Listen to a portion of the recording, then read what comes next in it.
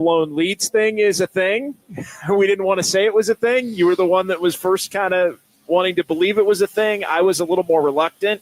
But when it happens a couple of games in a row, as is the case now with the Warriors losing the lead in San Antonio and then coming back home and losing this one, and I think a little bit of last year coming into play with the defense starting to revert, which I think is something that's happened over the last week plus, even in the games the Warriors have won, and some offensive stagnation and lineups at different times that struggle to get good looks. And so you add all that up, and the Warriors, again, I'll say it, their first horrible loss of the year and the worst loss so far in 17 games. Yeah, well, first of all, it's great to be here, JD. I'm super excited. We're going to get to do this a little bit more often. And thanks to you for making this little setup work. And thanks to Harmonic Brewing for hosting us. I'm very happy to be seeing all you in the YouTube chat. You guys are our Dubs family. Big thank you to Jacob and Kyle back in the studio. And I wish I could be joining us on a little bit happier circumstances, but this to me does not feel at all like the San Antonio loss, JD. I mean, a couple nights ago, I could get it. It was their third game in 4 nights. San Antonio is getting a lot better, although they have been very much a lottery team. They just completely ran out of gas. You could see the mental, emotional, physical exhaustion all around, and they're on the road. Tonight, this is a Brooklyn Nets team that doesn't even have Nick Claxton, doesn't have Ben Simmons. A lot of our listeners can't even tell you who is really on their roster for the most part. Second of a back-to-back because they played in Sacramento last night, and they're at home. I mean, look, NBA seasons are long. This is not a season-defining game, but it is very frustrating and invigorating in the sense that this was a game that very much resembled last year. And I think San Antonio, you could put in the one-off category. You could let slide. Tonight, Dennis Schroeder turned into Germany national team Dennis Schroeder, and the Warriors kind of just a pathetic effort in the fourth quarter. And I don't mean to be so harsh as we're kind of celebrating a little Dubs OT reunion here, but they didn't even belong on the same court as Brooklyn in that fourth quarter. Offensively, they had nothing. I think they missed DeAnthony Melton big time. They missed Jonathan Kuminga for the second straight game. Fortunately for them, Kuminga will get back in the lineup at some point, hopefully soon. But, yeah, that was just not the team we've seen in the first 16 games. 17-point lead on Saturday night in San Antonio, 18-point lead tonight at home against Brooklyn, and it was a 24-6 Brooklyn run to tie the game. But when you start to do the math on the way this thing ended up, the Warriors had the 86-68 lead. And so you do the math on it, and it's 60 for Brooklyn from that point on, and 34 for the Warriors on my quick math. And so, ugly 26-point flip in this one. And, the fourth quarter, the defensive slippage, tonight. As I kind of look at this one and run through it here, Warriors started with 2 turnovers. So immediately they were not locked in. 2 turnovers. The Nets knocked down 3 straight threes. It's 9-2. Steve Kerr calls an angry timeout a minute and 39 into the game, and immediately the Warriors wake up at that point. They go on a 12-4 run.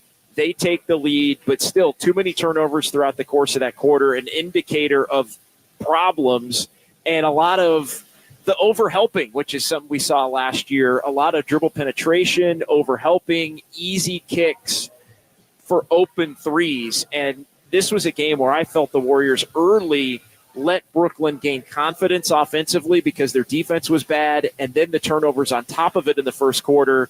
And Brooklyn, even when they got down 18, felt good enough about the flow that they had been allowed to get into to where they had the confidence that they could come back. And you look at the end of the night, 20 of 45 from three-point range for the Nets. Now, the Warriors hit 19 of their own, but the Nets were hitting early, and the Nets were kind of, having their way with the Warriors defensively. And I think there's been some slippage from the Warriors defensively here this last week plus. I would even say the last quarter and a half. I was on my way over here watching on my phone and literally thinking about what we could discuss in the post game. And one of the points I was noticing was how much quicker they rotate generally, especially out on the perimeter and closeouts. And I know Jerry Stackhouse is somebody that they've credited a lot in that locker room for doing said things. But then all of a sudden, they were getting a little fatigued. It looked a little bit lazier. Again, I hate to be harsh here on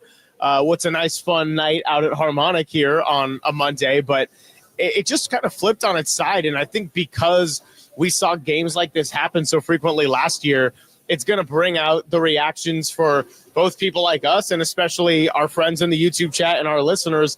The defense just kind of had nothing. And then the Warriors offense, that's 2 games in a row now where it felt like the water was completely shut off, aside from a couple of Gary Payton putback dunks and a couple of weird little ricochets that, Looney got a nice little layup in the third quarter to sort of stop a run there. Pajemski hit a couple of free throws. Other than that, they had kind of nothing until Steph sort of got going when it was too little too late at the end. 808 KNBR, 415-808-5627. It is John Dickinson here and Greg Silver. It's Dubs OT here on Esports Leader. Let's get to our tip-off caller of the evening. And, of course, it's got to be Drew Down. Got to be Drew Down. Drew Down or Drew Clown from the YouTube chat? Definitely not Drew Clown. Come on. We if you can dish it, you can take it. But, no, Drew Down, get us tipped off here tonight. Brutal loss for the Warriors. Again, worst of the year. You look at the second half, and it winds up being 70-53 in favor of Brooklyn and the 60-34 closeout after the Warriors had the big lead. Bad night for the Dubs, all told, Drew. Yeah, shout out to my haters. But inexcusable to have a 17-point lead in the second half and an 18-point lead in the second half blown on back-to-back nights. That's just inexcusable. The Nets on a back-to-back, that can't happen, especially if this team, looking to turn the corner and, be taken as a serious contender. Those kind of losses can't happen. And for me, the game was lost in the between the third and fourth quarter. Curry exited the game at the 4:33 mark in the third. Warriors were up 9. Draymond exited at the 5:06 mark, up 14. They both don't re-enter the game until 7:29 left in the fourth, down 4. That was a -18 with Dre off the court, -13 with Steph off the court. Draymond and Curry only played 29 minutes. I know we got a deep bench. They didn't play yesterday. They don't play till Wednesday. For me, Curry and Dre only playing 29 minutes in this game is just inexcusable. And I hate to, put losses on Kerr. I'm not going to pin the loss on Kerr, but for me, for Dre and Curry to only play 29 minutes, that's just inexcusable and just a really, really bad loss for this team. And it was incredibly frustrating to watch. That's all I got, man. Yeah, no, I appreciate it, Drew Down. And look, I think you look at the minutes total at the end of the game and you say, all right, those guys, you'd want them to be out there in the low to maybe even mid-30s. But part of the reason that the minute numbers are as low as they are is the fact that the Warriors were playing as well as they were to build the 18-point lead. I mean, what happened in the second half was basically the normal rotation.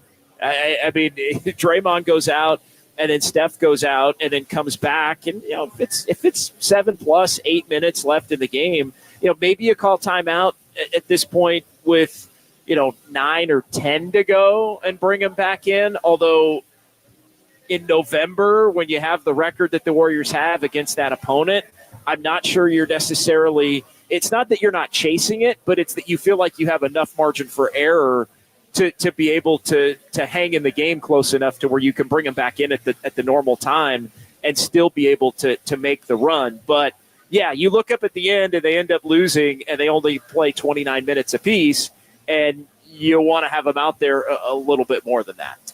The one rotation element that I didn't love or fully understand, and jokes on you actually gets right to it here in the YouTube chat, was the Pajemski over Moody. And I think that, in both of these games with Kuminga out, you needed the 2 young guys to step up, and Pajemski and Moody. And that did not happen with either one of them in San Antonio. Tonight, Moses Moody had a heck of a first half with his 15 points, and Pajemski was all around better. But I will say that I would have liked to see a little bit more Moses Moody down the stretch with the way he played in the first half. I think he earned that. I know he and Pajemski are a little bit different players. Pajemski was kind of taking those ball handling responsibilities there in the second half. So it's not exactly an equal 1-to-1, but I do think it's a fair point to bring up from Jokes on You, in that I think Moses Moody probably earned a little bit more run with the way he was shooting, and the Warriors had no real offense to go off of. Podziemski, I thought, played fine. He took a couple of big charges, created his own free throws with some offense there, but by and large has really struggled since he's come back, and the noise around him is starting to get pretty loud for it. Yeah, Moody was one of the big-time bright spots when you end up looking at this game as a loss overall, and the scoring. He had 12 points, 12 of his 15 in the second quarter, and 6 of 8, knocked down 3 of 5 from 3, ends up playing 16 minutes, all 15 of his points in the first half. So Moody didn't score in the second half of this game. And you mentioned it. We were talking about it. Oh, yeah, definitely. Alex checking in, making sure. Oh, yeah, you can. Oh, yeah, definitely. Yes, please. 2 Kolsch? Yeah. Like I said, a Kolsch shared is the best kind of Kolsch. Yes, it is. And we're not. Yeah, we're sharing it in that we're each going to have our own though. Like that's. Oh yeah, no. Come on. That can't be that light. You know how I roll. When I'm out here at Harmonic Brewing. But no, I we get appreciate 2 sips. Alex and Mike chiming in here at the controls at Harmonic Brewing. Shay and Grace were here earlier in the evening. As unfortunately, this one goes down as a tough loss for the Dubs, 128-120. So they are now 12-5. The Nets beat the Kings last night in Sacramento. They beat the Warriors tonight in San Francisco, and they improve on the season to 8-10 on the year. A lot of Dennis Schroeder. We've seen Dennis Schroeder just destroy the Warriors at different points. Man, one of the themes coming into this game, we'll get into this coming up here a little bit, and 808 KNBR, 415-808-5627.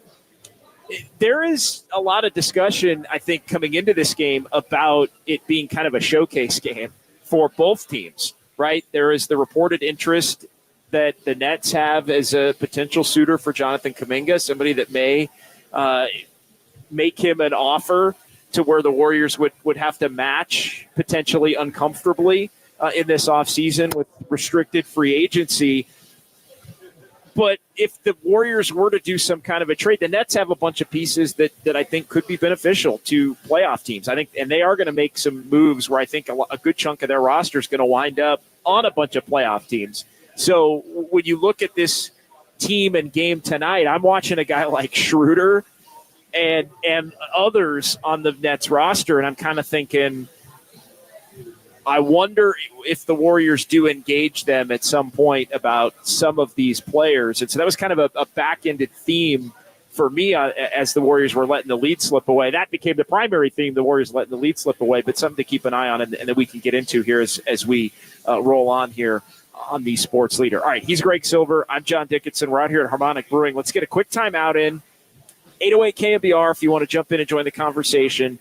415-808-5627. And the Warriors lose to the Nets. We're talking about it right here on the Sports Leader.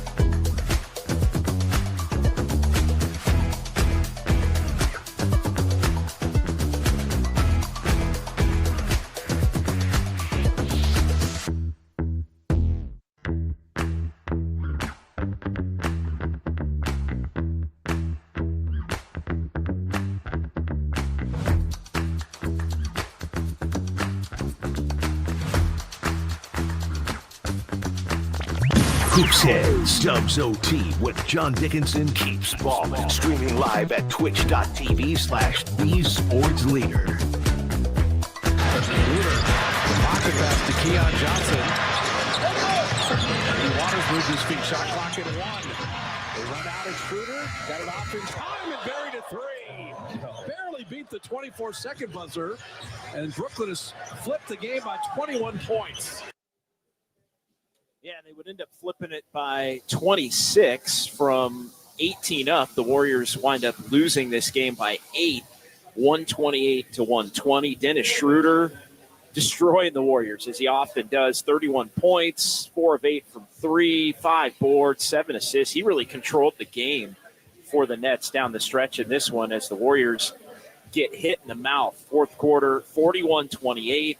And the Warriors dip now to 12-5 on the season. Back here, it's Dubs OT with JD, John Dickinson at Harmonic Brewing in Thrive City.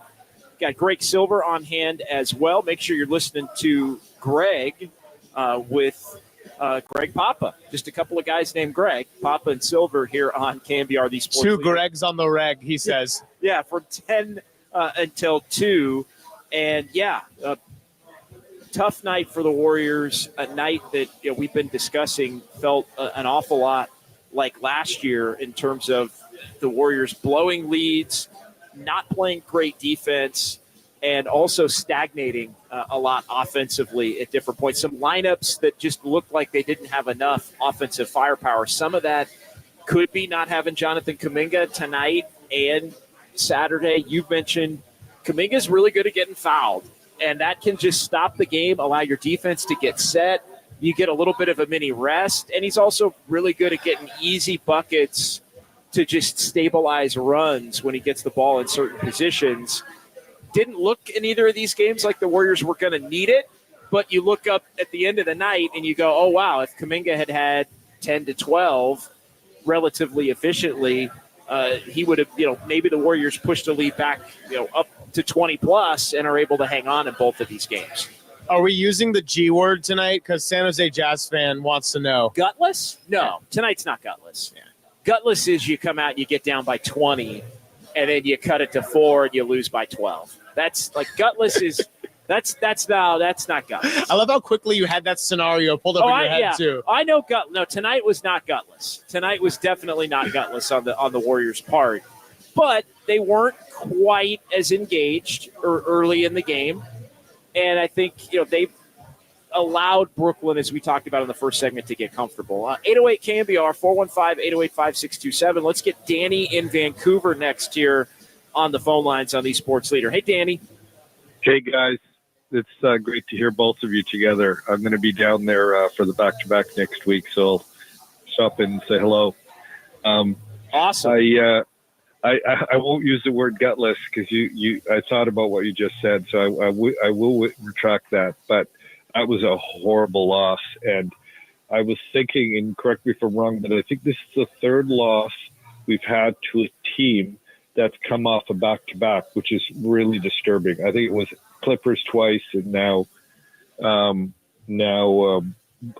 Brooklyn. So, and it was just so disturbing. How they just booted the lead, but it felt like in the fourth that they just weren't going to come back. I don't know if you guys had that feeling, but it just felt like once they got down 3 or 6, it was over. And I know that's absurd in the NBA, but I just thought it was over. And I feel like this is such a crucial stretch now to establish if we are going to be an elite team. But I mean, maybe I'm overreacting. I know Warriors fans sometimes will overreact, but I'm just curious what you guys think. What's the meaning of this game, and in the context of the early season. And last thing, you can tell me I'm deranged, but is it possible that they're sitting Kuminga because they're shopping him, or is that crazy? No. Thanks again, guys. I appreciate it. Thanks, Danny. No, as far as Kuminga goes, no, he's legitimately sick. He would be playing. Like they're not sitting him, and he was questionable to play this afternoon, and there was some belief even 4:30, 5 o'clock that he would be able to go, and Kerr didn't rule him out even in his pregame press conference. As far as some of the bigger picture stuff, and Danny asking the question once the Warriors got down in the fourth quarter, what was kind of the confidence level that they could come back? That he didn't have any confidence. I thought the reason I thought they were in big trouble, Greg, was because they couldn't stop them. Like Brooklyn got going to the point where it's like they weren't going to get enough stops. You knew the Warriors were going to score, but Schroeder was cooking and Zaire Williams was doing his thing, and Trendon Watford, the former Blazer, was making plays. Like they were just so comfortable running their offense and under control that I thought the Warriors would make a run and score, but I didn't know that they were necessarily going to get enough stops. The defense, to me, is something that has really dipped over the last couple of weeks, and we saw it tonight in a big way. And it's, I think, a big reason. It's why they lost this game. You give up 128 to the Brooklyn Nets. That's not good. No, you are spot on about the defense, and that's exactly why tonight feels like a last year's loss, whereas Sunday, or what was it, Saturday, all the days are blending together. Every day Sunday feels was the like Niners. Wednesday. Yeah. Every day feels like Wednesday. Every day for the Bay Area sports in the last 4 days has felt like the longest 4 weeks. No, the reason that tonight was different and feels like last year was because of the defense. And I thought that second unit in the late third quarter, I don't remember the exact five. I want to say Pajemski, Moody, GP2, Anderson, Looney. Yeah, into the third, it was, Pajemski, Buddy Hield, Moses Buddy Moody. Hields. It was Pajemski, Buddy Hield, Moody, Payton, and Looney. And so that unit I actually thought did pretty well defensively. That's kind of why I wasn't in panic mode, even though there was not a lot of shot creation and the Warriors couldn't score. But then the start of the fourth quarter, it did hit a point where they could not stop Brooklyn, and Brooklyn was looking comfortable, and the perimeter defense was a little bit more fatigued. They were getting open looks at the three, and it was taking me back to like G.G. Jackson torching the Warriors on Martin Luther King Day. Just a brutal close. 19-6 close to the quarter for Brooklyn. It was 92-87 Warriors going to the fourth quarter. And I know there was some consternation on social media. The guys that finished the third also started the fourth. It wasn't the exact lineup, though. Pajemski was still out there. Kerr went back to Lindy Waters. Wiggins was actually out there. So Pajemski and Payton were out there with Trace Jackson-Davis. So it wasn't the exact same lineup. I think there was a little bit of revisionist history on that part. But Pajemski and Payton were the two that were still out there to begin the frame. And Schroeder immediately, ties it with a three. The Nets get the first 5 of the quarter, a 24-6 run to tie the game. And then they pushed it all the way up to a 30-8 run at one point to go up 4, 98-94 with 9 minutes to go. And that maybe was the moment in which Steve Kerr could have called timeout. Down 4 with about 9 to go, and you extend Stephen Curry and Draymond Green. He did get Curry back in at 7:29, as Drew Down mentioned. He got Draymond back in right then. He got Moses Moody back in right then. So Moody, who had played well, Steph and Draymond, and he also got Moody in to give Wiggins a little bit of a rest, knowing that Wiggins was obviously going to come back and be in the closing lineup because Wiggins had started the quarter. So he was trying to get Wiggins a little bit of an extra rest there. But, yeah, this one was the bench hurt the Warriors in this one, not in terms of output, where they were so good in the first half that you look up at the end of the game and it's 47-32 Warriors in terms of bench scoring. But there were just lineups that stagnated at the end of the quarter. And then at the beginning of the fourth quarter, it was stagnation coupled with bad defense. And I go back to early on in the game because the Nets there was only one good defensive quarter for the Warriors in this game, and it was the second quarter. Absolutely was the second quarter, and it looked like the third quarter was maybe going to be when their lead ballooned from around 10 to almost 20, and then the game completely flipped. I said on its side earlier, but then someone in the chat earlier, I might have missed it. I think it was our buddy Lance said more like completely upside down and off the cliff is what it really turned out to be. Yeah, no, it definitely did. 808 KNBR, 415-808-5627. The other question from Danny in Vancouver before we get into the YouTube chat here on Dubs OT with JD and old buddy Greg Silver here. Great to have Greg on hand here on a Monday night as the Warriors lose to the Nets 128-120. Danny also asked about the meaning of this game in the big picture for the Warriors season. And I think we could make that our question of the night. If we can do that, we'll make it our question of the night at 808 KNBR and on the Golden State Lumber and Building Materials text line. What does this game mean in the big picture? My answer would be it's a warning shot. This game is a major warning shot for the Warriors because it looked a lot like the worst parts of last season when the Warriors struggled. And now it officially shifts the blown lead discussion that you were all over, and I didn't want to go there. I was given the benefit of the doubt. The almost blown leads to lose games. It's now 17 and 18 consecutive games. You can explain away the game in San Antonio, fourth game in 6 nights. Maybe a little bit tonight. It's still, 5 and 8? Like, anytime you get into these 3 and 4, 4 and 6, 5 and 8 every other day, and they're going to play another one on Wednesday night before getting a couple of days with the Thanksgiving holiday, and they'll go to Phoenix. But anytime you get into that type of every other with a back-to-back mixed in, I think fatigue can be a little bit of an issue. But for me, it's a warning shot. It is, and we had a texter on the Golden State Lumber and Building Materials text line, JD, from the 408, do you feel we may be seeing the real Warriors come out these last few games, or are you not worried at all? I think those thoughts go hand in hand.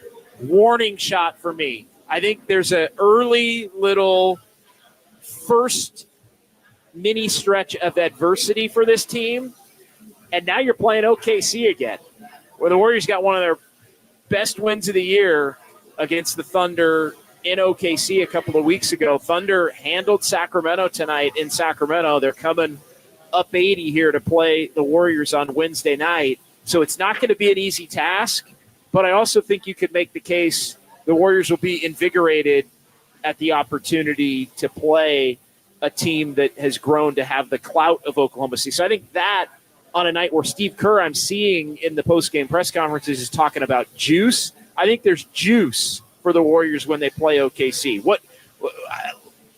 Got off on a tangent there, but warning shot for me. I would absolutely agree with the warning shot element. I don't think it's nothing. I'm not going to say all games are the same and this is 1 out of 82. This is the first 2-game losing streak of the year, and it's been a really rough 2. I think the first one was okay. The second one, coming off the heels of the first one, feels about 5 times worse when you're at home and you're playing against a Nets team that didn't have like 4 guys who people know, and then Cam Thomas wasn't even playing down the stretch of this one too. So that felt pretty rough and felt very last year. I also think that this isn't the same Warriors team as last year.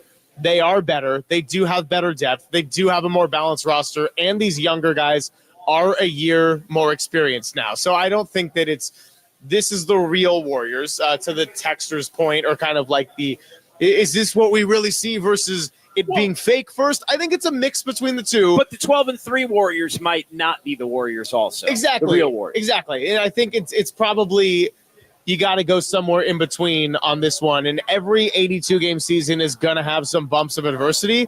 I think you're starting to see the first bit of early season panic because of losing a combined 35 points of third quarter leads over 2 games against 2 teams that happen to have the same colors and people don't think of as super competitive teams to this point. I guess the difference being the San Antonio team's got a guy named Wemby who's going to be pretty darn good for a long time. But, they've been shut down. The offense is shut down, and it's always going to keep bringing in this second star question. You know, it's funny. We were saying last week, JD, when you were filling in for Papa, the more games this Warriors team wins, the trade discussion was going to get louder. Yes. I think the more games you see like last year is also going to get really loud really quick. No, I think so, because every night in the big picture, you're showing the level if you're the Warriors. Like, what can you be? Are you going to be a 48-win regular season team that's going to be one round and out? Are you going to be a play-in tournament team? Like, what are you going to be? That they're trying to establish that. And if there comes a point where the Warriors determine that they don't have enough with this current roster to be able to be confident that they can make the run that they want to make, then you have to go do something. So that's always going to be, I think, in the back of everyone's mind as they win or lose any of these games. Because the flip side to this is when they're winning a lot of games, Greg, it becomes, well, are you really going to want to break it up? And I've joked, I could hear Steve Kerr saying to Mike Dunleavy and to Joe Lacob and everybody in the room, I love this team. I don't want to break it up. Well, part of the evaluation is, and this was a big part of the conversation on Saturday night, part of the evaluation is who are the true keepers that you have to have on this roster and who can be given up to bring somebody else in, and what kind of player are you looking to bring in at that point? Yeah, and they've committed to Moses Moody as far as the 3-year, $39 million extension. And I think Moody's an easy one to always look at the box score, JD, and say, why didn't he play 20 minutes? Why didn't he play 25 minutes? I also think nobody's complaining in the first half. Here's my thing, and you correct me if I'm wrong, and I want you to finish your thought. Yeah. But first half, he has 15 points. He has 12 points in the second quarter. I'm looking at my little rotation sheet here.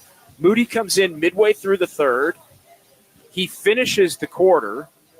He comes in, and then he sits, and then he comes back in. So he had his big stretch was in the second quarter. He comes in midway through the third, gets his 6 minutes there to close out the third quarter, doesn't start the fourth because Steve's going to bring him back in the game with Steph and Draymond. That means you're a closer tonight. Yeah. And so, that didn't end up happening, but he went back to him. That's my thing is, the game ended and he subbed Podziemski back in and all of that. But he was I know you look at the minutes total at the end of the game, Greg, but yes, 16 is not a lot, but he went back to him when he went back to Steph and Draymond. So could he have played more? Yes. But exactly how many minutes when, I'm not sure. It is a good point that he was brought back and he was thought of as being part of the rotation.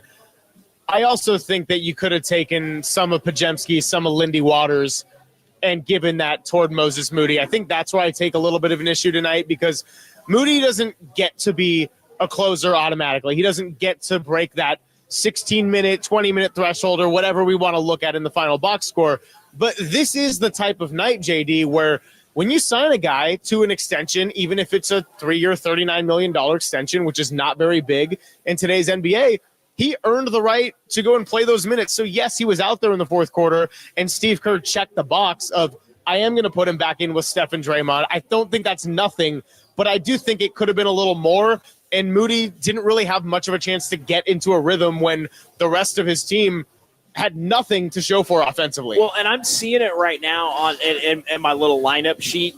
Moody was basically a 3 tonight. He subbed in for Wiggins. Every time he subbed in for Wiggins.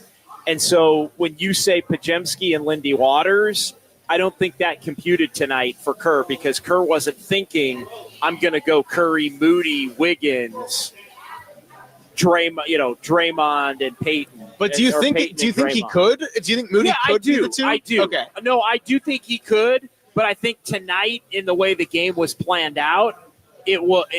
And look, every coach for every game has a rotation plan for that game.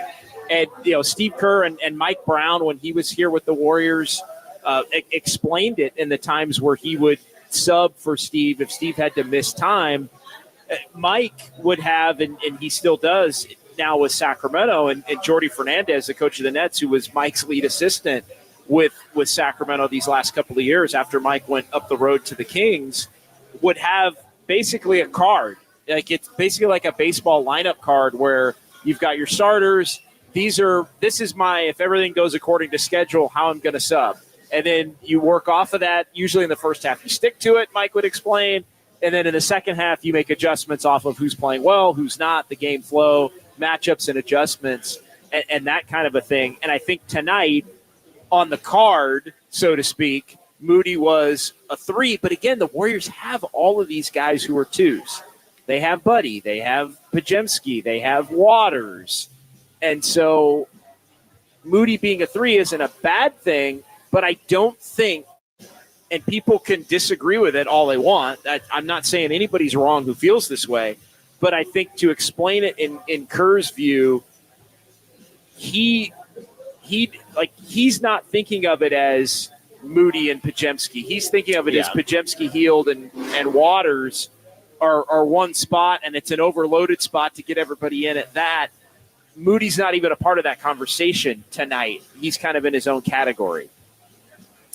Just when I think that the 49ers kind of had me soured for a Monday, the Golden State Warriors had me soured for a few days, I'm now thinking about the baseball card and Bob Melvin managing the Warriors bench like a bullpen. Did I just sour you? We just got the trifecta of our KNBR teams, and it's all good fun. I'm excited for whatever the Giants become, and that's going to be more of a February discussion. But that's going to be more of a May discussion. Well, we'll see. We'll see how far the 49ers take their season. I mean, because you got to sign guys if you're the Giants, and then they actually have to do something, and then you can go, oh, they're relevant or they're not relevant. Yeah. But unless it's like Juan Soto, hey, you sign Juan Soto, I got 5 minutes for you. You sign Juan Soto, I got 5 minutes for you. But you don't sign Juan Soto, I'm not sure what I got for you. 808 KNBR. 415-808-5627. You signed other teams, Mike Yastrzemski's. I'll see you in May when you're good. And if you're not, then deuces, basically, as far as I'm – if not, then I'm going to talk about the 49ers draft picks and who they're going to cut at the league year opening. Who's going to take Deebo Samuel's spot with the C on his jersey? That was a good take by Dieter. That was fantastic. That was a really good take. I saw that, and I was like, that is a good take. Alpha, let's dig into the YouTube chat here for a couple minutes. We'll pause. We'll come back here. What are we doing? Are we doing Sounds of Silver tonight? Are we doing Sounds of JD tonight? Or are we doing Sounds of Kyle Hart tonight? I mean, Kyle Hart's going to actually do the work. So, in essence, it is Sounds of Kyle Hart. I think it's his Jacob decision. Violante. Yeah, I think it's their decision being in the studio. But I can talk up the cuts. Greg can talk up the cuts. Although I think that's a lot of work. Greg's already worked a lot today. So I don't know if I want to put that on Greg. Well, Fozzie said Greg's working OT. I would actually argue that I'm just having extra fun here on a Monday. I hope you view it that way, because when I've said here over the last couple of weeks, like, I will have Greg as much as Greg wants to be on. This is not this was Greg's idea tonight, by the way, for the bosses. I'm a sicko. You're a sicko, but Greg was like, I'm coming out to Harmonic. I'm like, I don't know, man. Like, the weather's been kind of bad. He's like, no, I'm coming out to Harmonic. So I appreciate it, but we are working on ways to where Greg can be a little less taxed, but be a part of the show. I don't want to get too in the weeds on the nuts and bolts and tech. Sounds of Kyle Hart. Kevin T says Sounds of Kyle Hart. Sounds of Kyle Hart, please. Alpha, horrible back-to-back losses, JD. The Dubs not being able to hold on to big leads can't be ignored. It was a problem last season and 2 years ago, and it's a problem again. Yeah, I'm feeling that sentiment. I'm feeling that sentiment. I think it's a warning shot. Rebel to Sounds, Warriors blow another 18-point lead. Yeah, 18 tonight, 17 in the third quarter the other night. I get it, and Regulator points out it doesn't mean much, that kind of lead, but the game flipped by 26 points. Bee's Knees wishing us a great wrap, JD and Greg Silver. I'm going to go back to sleep. Where is Bee's Knees? Bee's Knees in, like, London? Got to be, right? 637? So that was probably said an hour ago, 9:37. 9:37. So yeah, London maybe with the It's 9 hours. Rome. with the time. Rome. Also, who does daylight savings anymore and who doesn't? Like Arizona I personally has its own don't. difference. I personally don't. So I'm on. No, seriously. Like the clocks. I know this is probably TMI. So does your car say? Yeah. No, my car says 11:26. Yes, it does. My car says 11. Yes, my car says 11:26. My clock by my bed says 11:26. I do not observe. Doesn't that just make everything confusing? No, not at all. In fact, in the fall, when you need a little boost in the fall, we all need a little boost in the fall. Absolutely. We all need a little so in the fall when I wake up and it's an hour later than it actually is on my clock, I feel ahead. And it gives me a little boost. I feel like I'm if I wake up and it's 9:15, it's really 8:15. So I'm there's that moment where it's it's 9:15. No, it's not 9:15. It's 8:15. I'm an hour ahead. I got more day. So I get up and I get stuff done. This is an incredible JD fact that I'm learning right now, and I'm mesmerized. People always wonder, JD, how are you at Chase, and then you're in Appleton, Wisconsin, and then you're in Green Bay, and you're doing Dubs OT, and you're doing 49ers pre and post, and then you're back here tonight. How do you have all the energy? JD, you're kind of a lunatic. Well, there's all these little mental tricks, man. You learn the nuances of just being able to get through the day. JD's always got an extra hour in the pocket, and it all makes sense now. Yeah, no, I've always got an extra hour in my back pocket. Perfectly said. All right, he's Greg Silver. I'm John Dickinson. 808 KNBR, 415-808-5627. That's a beautiful Valkyries hoodie, by the way.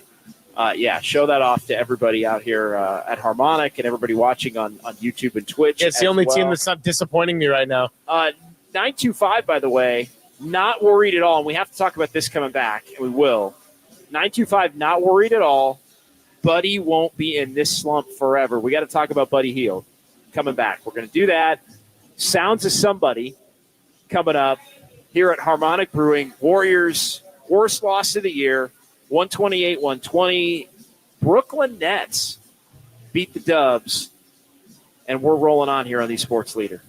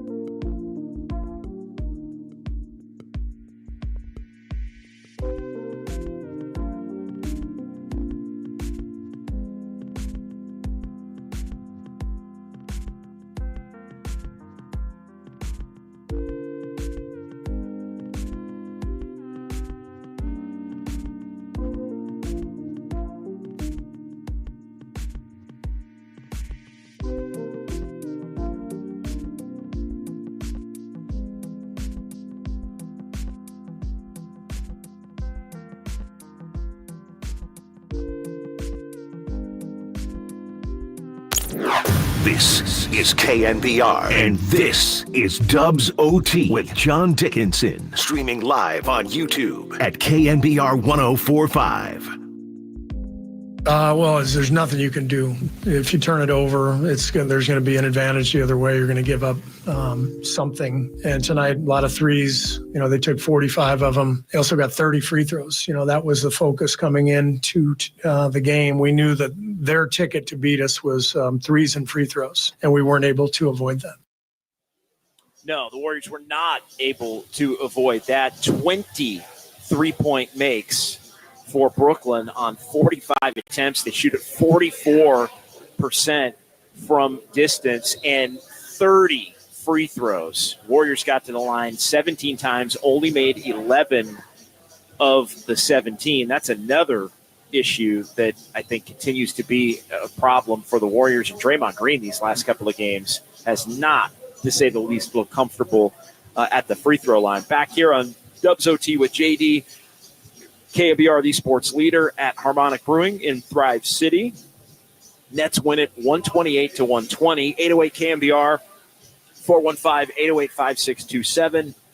The number to give us a call or shoot us a text here. And, Steve Kerr mentioned it in the clip that we played here coming back from break. When you turn it over, it allows extra opportunities for teams, and he said it straight up in the clip that the pathway for the Nets was to shoot a lot of threes and make a lot of threes and to get to the free throw line a lot.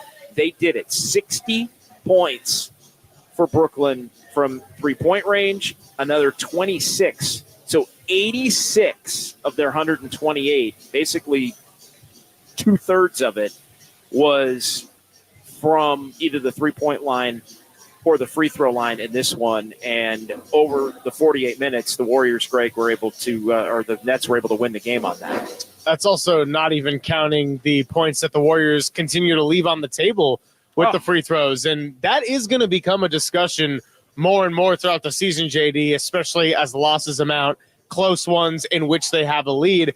I wasn't in panic mode about the free throws. I'm still not in panic mode about the free throws, but we are far past the point of being able to ignore it at all. We are, and I'll tell you another one. You went free throws. I'm going to go missed layups tonight.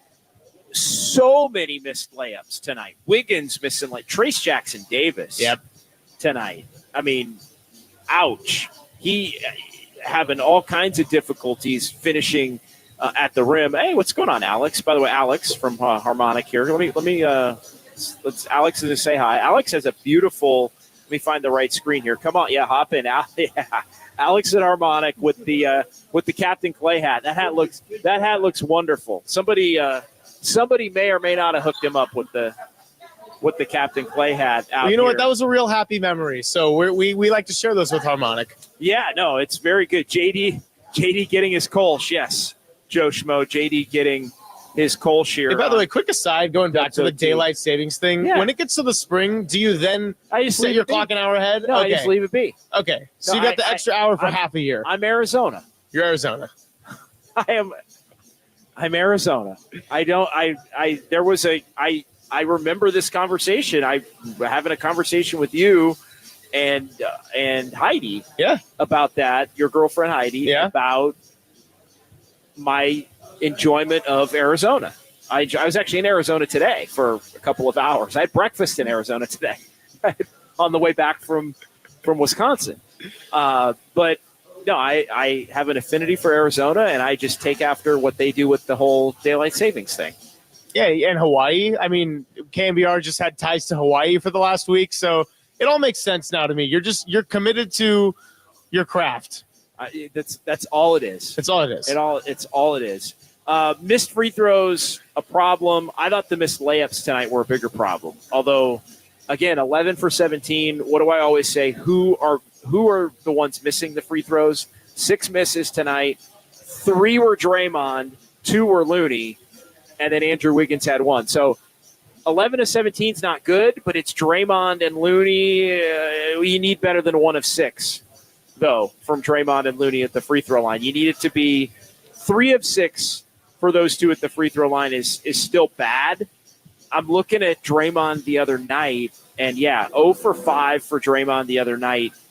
Field goals, 1 of 2 at the line, but 0 for 5 for Draymond the other night shooting, and I'm bringing up Draymond in this one tonight because it was not pretty. So 0 for 5 and then 2 for 6.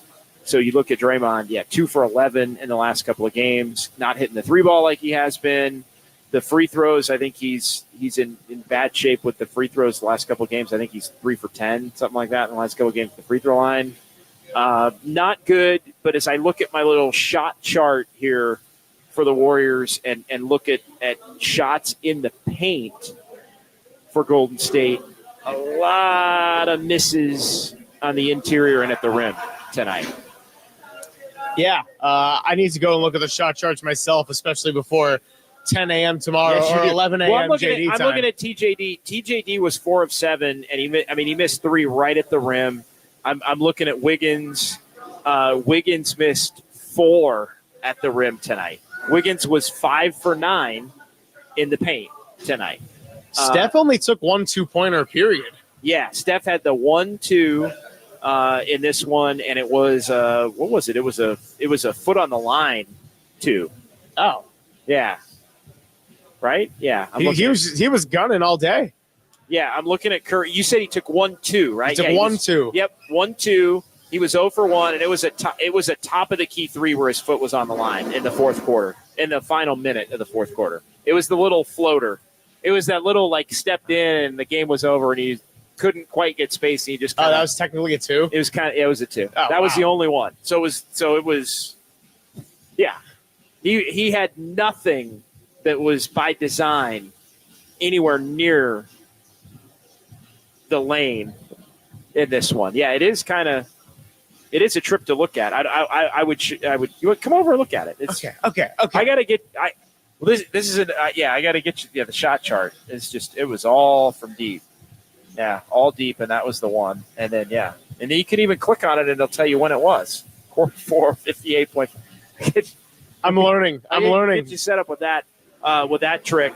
Buddy Hield. We talked about Buddy Hield before the break. Buddy Hield is not performing at the level that Buddy Hield was performing at the beginning of the year. I think you sent me the note during the game that Buddy Hield hasn't had a 50% game since Boston on November the 6th. That I couldn't believe that. I went right to Buddy Hield's game log because that just didn't seem accurate to me. But I'm running through Buddy Hield, and tonight 3 of 12, 4 of 9, 3 of 10, 4 of 11, 3 of 7, 7 of 15, 6 of 13. So he's had some that were close, 3 of 8, 1 of 4 at Cleveland when the Warriors got stomped by the Cavaliers. And 6 of 11. The last time Buddy Hield had a shooting game of better than 50%, you have to go all the way back to 3 weeks ago in Boston when the Warriors got the big win against the Celtics. Now, Kings fans are just cackling and laughing and saying, see, this is the real Buddy Hield. He is a streaky shooter. That is again, the Warriors are not, in my mind, asking Buddy Hield to do too much. He provided leading or second leading scorer in a big chunk of the first 8 games of the year. I don't think the Warriors are asking Buddy Hield to be a carrier. So I think you can live with some 3 for 10s and some 3 for 12s. But I think the other part of the conversation, Greg, is Buddy Hield was due a little bit to maybe regress back to the mean. Yeah, the notion that Buddy Hield was going to continue that start he had for the most part for the duration of a season, I think was a little bit far-fetched all along. We'll see how long this slump goes. The meme around the internet of the Buddy Hield cycle, balls out for 10 games, goes into a massive slump, team wonders why they traded for him, et cetera, et cetera. I do think he fits really well within this offense. I think Terry Stotts in particular and the way he's changed the Warriors offense has done a great job getting Hield some open shots, but the other side of it is when the Warriors play against teams that defend them tough out on the perimeter, like a Cleveland Cavaliers, who the Warriors really struggled against, like a San Antonio Spurs in the fourth quarter, Buddy Hield's going to have to figure out a way around it. And this is where I kind of like Lindy Waters and the fact that he has some length. I think it helps him defensively, and I think it helps him offensively too, to not just make him a guy that's only going to be a shooter out there. I'm not saying Lindy needs to get 25 minutes out there or be taking a guy like Moses Moody's minutes with the night he had.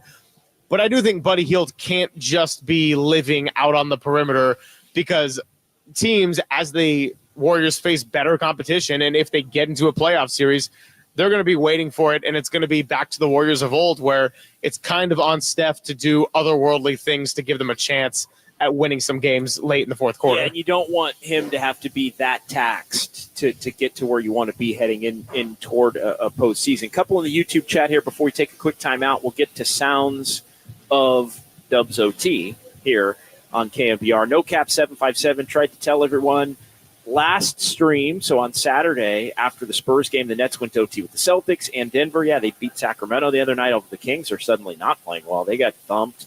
They're 8-10 just down the road here. And also the Nets played well against Denver. Robert, Warriors can't play it with a big lead. Andis Brown, Nets play way better when Cam Thomas plays 20 to 25 minutes. Yeah, no question. Lance Malone, where's JD? I'm right here.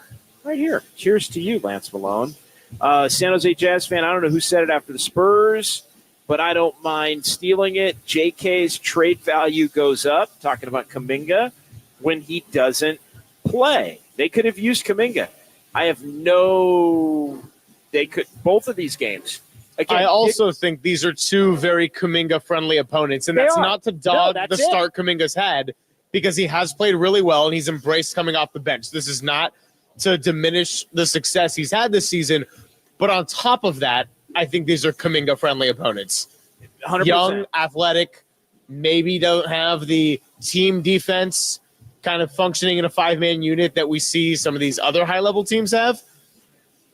Robert. Oh, no, go ahead. No, that was mostly it. Robert, Warriors might get wiped by the Thunder. They might. They might also beat the Thunder, as they did a couple of weeks ago. Andis Brown, Nets are well coached.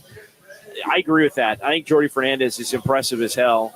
Got to kind of see him as the lead assistant with Mike Brown. There's a little Mike Brown coaching tree going on there. We know Mike Brown's had some successes over the last couple of seasons with Sacramento against the Warriors, making life a little bit difficult. GSW Vera Schroeder likes to show up Steph. Yeah, he does. And the Nets were super hot in this one to add on there. 808 KNBR, 415-808-5627. Let's go ahead and pause here. We'll come back. We'll get sounds of Dubs OT and some fun with numbers on the Sports Leader.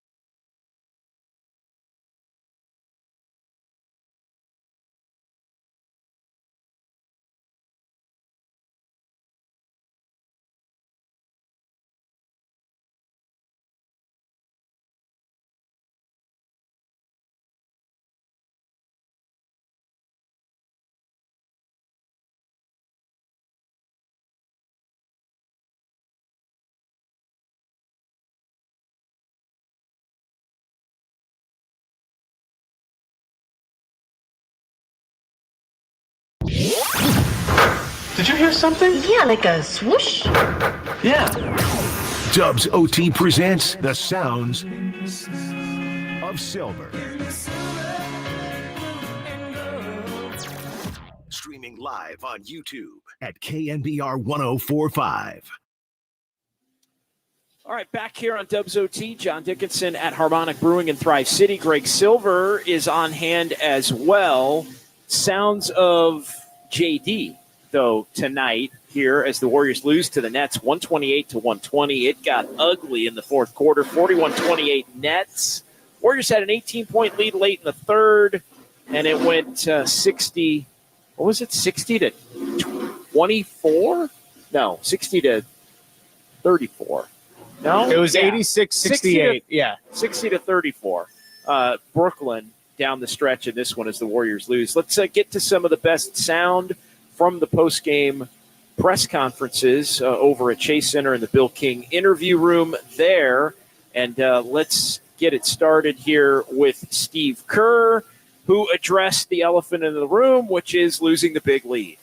Felt like we lost juice again tonight. Big lead, late third, and can't close the deal. So not a lot of energy, not a lot of force. And, you open up the door for a team in the modern NBA, and they might make 23s like Brooklyn did tonight. And they did a great job. I give them huge credit. Schroeder was phenomenal tonight. But that was the key stretch. They took a timeout late third. We're up 18, and we got a chance to put them away, and they go on an immediate 9-0 run, and then it's a game. And then, again, with the way teams shoot threes, anything's possible these days. Yeah, and it was an 11-0 run, not even a 9-0 run, as Steve Kerr mentioned there when Brooklyn took that timeout from down 18. Juice, energy, and force lacking for the Warriors, according to Steve Kerr there. Ah, man, I maybe a little worn down, playing every other with the back-to-back in there. I don't know. I think there's a focus issue there for me, Greg, that I think needs to be corrected. They're an older team. It may not be there as consistently.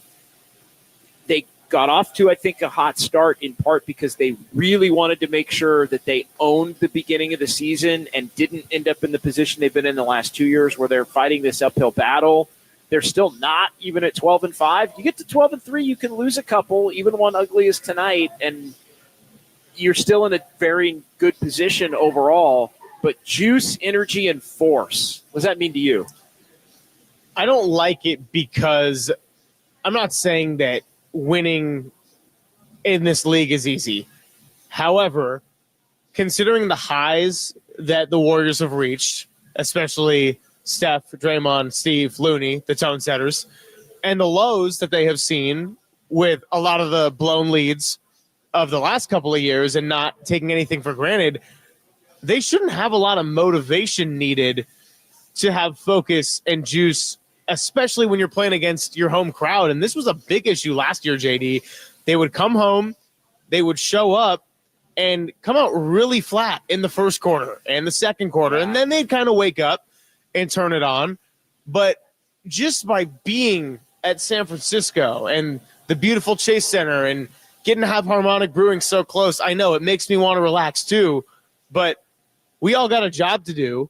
And the Warriors got to take care of business a lot better when you have an 18-point lead against a team that has a roster of Dennis Schroeder, Zaire Williams, and then a bunch of guys that you would know because your friends, cousins, friends, ex-girlfriends, boyfriends played against in high school. Look at you. Yeah, look at you just dumping on Cam Johnson and Cam. No, Thomas. He wasn't playing. Cam Johnson wasn't playing. And Trendon Watford and Shake Milton. Yes. Shake Milton's in net now. I forgot about that too. Martin.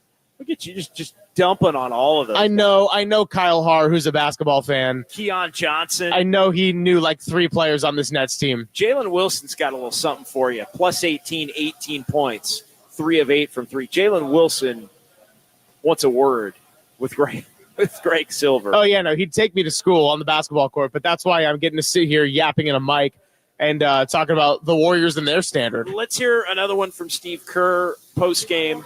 on the execution, which wasn't there, giving up so many points defensively, 41. That is just an eyesore number for the Nets in the fourth quarter. Here's the head coach. Well, we need to execute better, and that's that's on me as a coach. So we'll get them in here tomorrow for a practice, which we need, and we'll get back to executing better. But 41 points in the fourth is giving up 41 in the fourth. That's tough to overcome.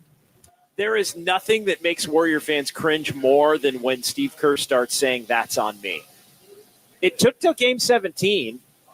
Like tonight is really, I think, the first true that's on me, that's on me. Moses Moody only played 60 minutes, that's on me. Execution wasn't there, that's on me. I mean, it felt like 15 or so of those last year, maybe closer to 20. One every 17 games, I think, is still a good formula for the Dubs. Yeah, I'm okay with a that's on me when it is one game to this point in the season, but I don't want to see a habit out of that at all. And I think Steve has largely pushed the right buttons, and he really found something with DeAnthony Melton being the starting two, but then you lose Melton for the season, and then Kuminga comes down with an illness, and then you got a couple of nights in a row where your players get fatigued, and I'm not saying it's all on him, but I don't think he was pushing buttons at the rate that he was when they were going on this hot start, and all of a sudden you're looking up and they're first in the Western Conference standings. Steve Kerr certainly deserves a slice of the blame. I don't think that over the last 3 years, I know that Kerr is kind of the easy target and it will get really blown out of proportion, but I wouldn't say he's entirely off the hook for this one tonight. And yeah, I know people get triggered by the that's on me, but I will say the social media comment rabbit hole is a terrible place to go. I don't know why I ever do it, but people are so mad at Kyle Shanahan that I've actually seen a good handful of, oh, well, at least he owns it, unlike another Bay Area coach. Wow, really? I'm like, that's how you know people are mad at the Niners, because they're letting Steve off the hook. I was going to say, I mean, Steve owns it more than Kyle does, if we're really playing that game. I think. Am I wrong on that? Oh, no, that's what they're saying. Yeah. They're like, well, at least Steve owns it. Oh, at least Steve owns it. I thought you were saying at least No. Kyle owns it. Yeah, Kyle doesn't own anything when things don't go well. That's a separate conversation. Yeah, so it's letting Steve off the hook Yeah. because they're so mad at the 49ers. No, I get that. No, I get that. All right, let's go. Moses Moody, one of the bright spots for the Warriors. Maybe should have played more. We can debate it. He's always in that position where everybody wants him to play more, and when the Warriors lose, why didn't he play more? That not the question, though. Moses Moody at the podium tonight over a Chase on the huge lead, evaporating. I think this game we got a little too comfortable. They stayed aggressive, picking up full, playing hard, and I think we got a little relaxed when we went up 20. When we took our foot off the gas a little bit, we weren't executing quicker shots, and then they going to get quick buckets, and things changed fast. Wow, got too comfortable, foot off the gas, took some quick shots. No lies detected from Moses Moody. I mean, they rarely are from Moses Moody. He's honest, Abe, wise beyond his years. Well, you say whatever you want about him, the player. You got to love the man off the court, and he got paid. And so, yeah, Moses Moody at the age of 22, foot off the gas. I just don't. I mean, turnovers, I think it just, foot off the gas, yes, but don't let Brooklyn get comfortable early in the game. I think that's the thing that still I come back to in this one. All right, one more clip as you listen to KNBR 104.5 FM and 680 AM San Francisco, the sports leader, into the 11 o'clock hour here for just a couple of minutes. Final clip, GP2 to the podium, and he was asked to address what Steve Kerr said about the energy and the juice and things being a little bit off for the Warriors of late.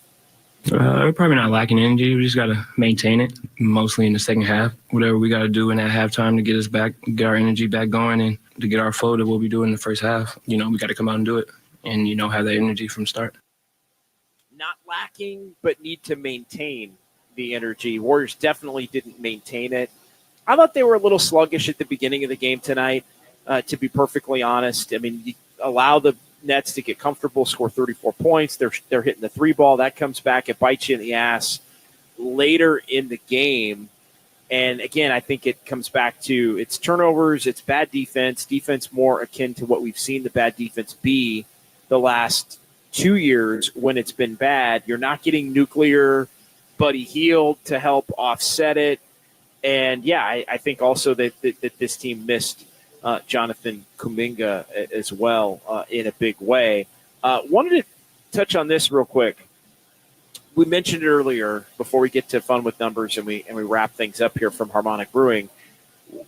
When you look at the Nets roster and the potential for trades, I got to tell you, I think Schroeder, although I'm not sure where he would fit with the Warriors, I think Schroeder would be a good Warrior. He just wouldn't be able to hurt them anymore. He wouldn't be able to hurt him anymore. I think you could play him with Steph at the end of the game. I think you could play him with Steph. Is there enough defense there? It's a good question. I think that's the right question. I like Cam Johnson. Me too. I don't need Cam Thomas. I like Cam Johnson. I like Dorian Finney-Smith, who is not among those playing for the Nets right now, but on their roster and could be traded for. Cam Johnson, Dorian Finney-Smith, Dennis Schroeder are the three guys. I don't think they're giving up Zaire Williams. I like Zaire Williams too. Even going back to when he played a little bit against the Warriors for Memphis, yeah. Stanford guy, really young. I like him as a talent. But real quick, just if the Warriors are looking to make a move, Nick Claxton is somebody that I think the Warriors would have some interest in, not Ben Simmons. Like, I don't know, just kind of assess that real quick in your mind. Claxton in the sense of he is the type of player they lack the most on the roster. Cam Johnson, I think, plays like a total vet. I guess he kind of is a vet now, but even when Phoenix went to the finals and they were that unexperienced team, I thought Cam Johnson played like a total vet throughout the playoffs, and I just love his kind of stability. Yeah, I feel like Cam Johnson and Mikal Bridges have not been the same since that Suns finals run. I mean, Mikal Bridges has been a good player, but I don't know. Johnson had the injury, but yeah, I've always liked Cam Johnson's game. Cam Johnson would be a really good fit for the Warriors, but who are you giving up to get Cam Johnson? It's an interesting question. So yeah, more to tell on that moving forward here as we get closer to the trade deadline. All right, let's close it up with fun with numbers. This is Dubs OT with JD. Time now for fun. I'm a fun guy. With numbers. No, I'm just having fun. On KNBR 104.5 and 680. Streaming live on KNBR.com and the KNBR app.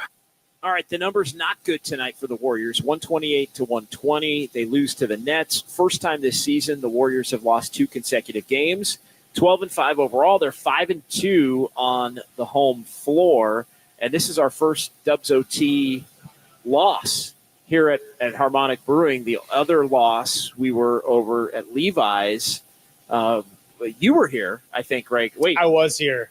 I got to stop showing up. Oh, my gosh. No, that's – nobody in the chat's going to want Greg to show up at Harmonic. The Warriors are 0-2 now with Greg at Harmonic. The Nets have won 2 of the last 3 against the Warriors at Chase, which is random. 2 teams will meet again in March, so a long way to go. March 6th in Brooklyn, the second and final meeting. Warriors clutch game tonight, another one. They're more clutch games lately, which also feels a lot like last year. Warriors are 5-4 in clutch games, score within 5 points with 5 or less minutes left. Third straight clutch game, 6th in the last 7 for the Warriors in terms of clutch games. And they're losing a few more of them. They lose to the Spurs. They lose tonight. They lose in Inglewood to the Clippers a week ago tonight. The 41 for the Nets in the fourth. Most points allowed in the fourth by the Warriors is since the game against Memphis in this building 10 days ago. Well, not this building because we're not in Chase Center, but next door, the building behind us. 40 against the Nets there. Brooklyn made 23s, which equals the opponent's season high against the Warriors. You want to take a quick guess at who hit 23s against the Warriors? Cleveland. Yeah, exactly. Cleveland when they got smoked.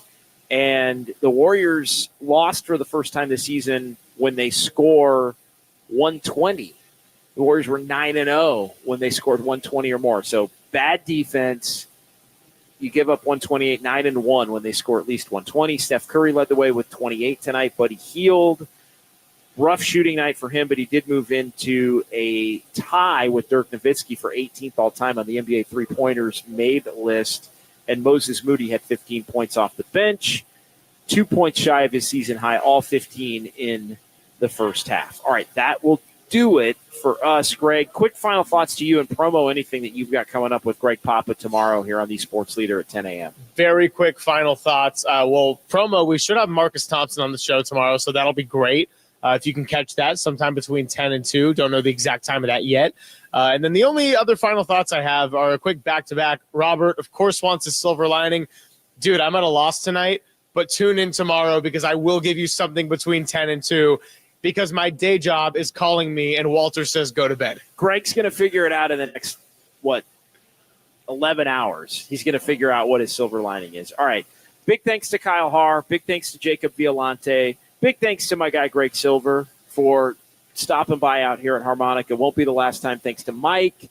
Thanks to Alex. Thanks to Shay and Grace earlier here at Harmonic. And Jimmy, of course, as always. Warriors lose tonight. We'll talk to you Wednesday right back here at Harmonic after the Dubs and the Thunder on KNBR 104.5 and 680 The Sports Leader.